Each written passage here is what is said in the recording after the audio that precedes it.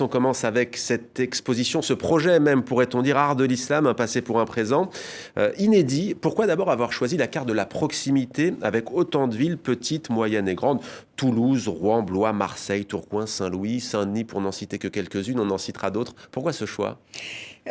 Parce qu'on le sait, si on veut s'adresser à un large public, c'est-à-dire à des personnes qui n'ont pas l'habitude de venir voir des œuvres dans des musées ou dans des galeries, l'idée c'est d'aller au plus près d'eux et donc de choisir d'être présent partout en France et en Outre-mer. À La Réunion. Donc pour la première fois, nous avons une carte de France sans Paris, mais avec beaucoup de villes. Et quelle est l'ambition de ce projet?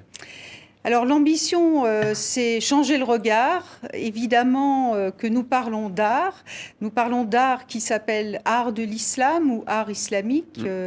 On est tous conscients que le mot islam aujourd'hui résonne dans notre quotidien et que c'est important de montrer, non pas de développer un discours parmi d'autres, mais de revenir peut-être à ce qu'est l'islam dans sa dimension de civilisation, dans sa dimension artistique, intellectuelle, et de faire parler des œuvres qui sont des témoins matériels.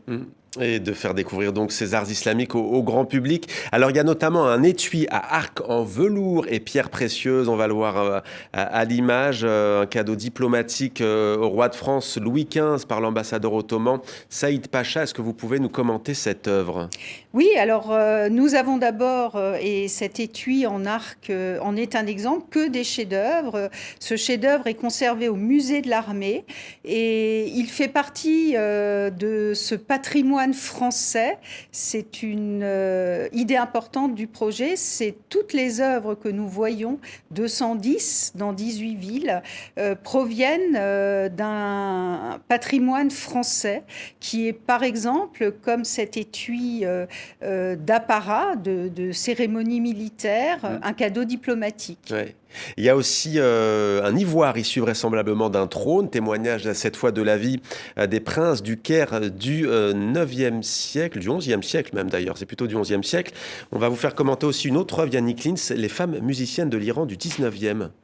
Oui, alors cette œuvre, cet ivoire fait partie des chefs-d'œuvre du Louvre. Ces femmes musiciennes de l'Iran Kadjar dans un jardin en train de jouer de la musique et de boire du vin.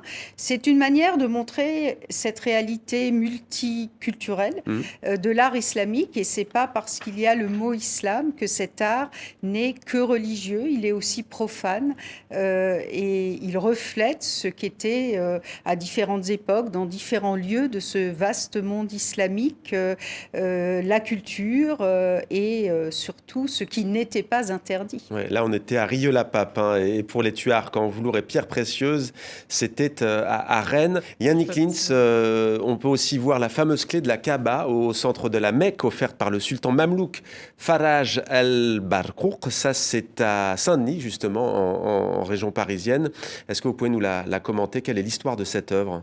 Alors c'est une œuvre évidemment magnifique avec ses incrustations en filet d'or et qui est aussi qui fait partie de ces objets à grande valeur religieuse et c'est un événement historique que d'avoir déplacé cette clé de la Kaaba qui est au Louvre depuis la fin du 19e siècle pour la première fois à Saint-Denis, mais c'est une manière encore une fois d'aller au-devant du public, des visiteurs et de montrer la diversité de ces arts de l'islam, et y compris de ces objets religieux. Alors bien entendu, un projet, une exposition qui s'adresse à tous les publics. Il y a une question qu'on pourrait vous poser. Que peut représenter cet univers artistique pour les musulmans d'aujourd'hui ? Je l'espère, en tout cas c'est l'enjeu de l'exposition, c'est de leur faire sentir combien c'est leur héritage. Et c'est un héritage qui est de l'ordre de la culture générale, parce qu'évidemment si on est musulman du Maroc, le carreau avec les femmes musiciennes iraniennes ne parle pas plus à un Français par rapport à une peinture italienne de Florence du XVIe siècle. Mais c'est notre héritage au sens culturel du terme et c'est leur héritage.